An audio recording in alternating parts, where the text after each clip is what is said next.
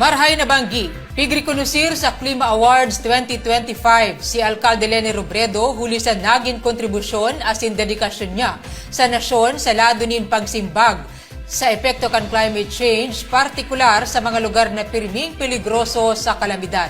Itinao sa Alcalde ang Lifetime Climate Achievement Award hali sa United Nations Association of the Philippines.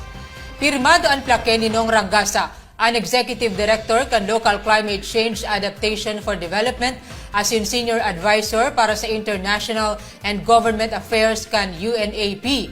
Daima nakatindir sa mismong awarding ceremonies sa siyudad ng Legazpi sa Albay ang Alcalde, personal na ipigparisibi sa City Mayor's Office ang plake as in medalya para sa iyang unyansa ng hapon.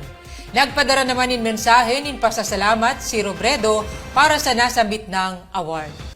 At nagangunyan. Congratulations muna sa satuyang alkalde asin 29 dias na sana Pasko na.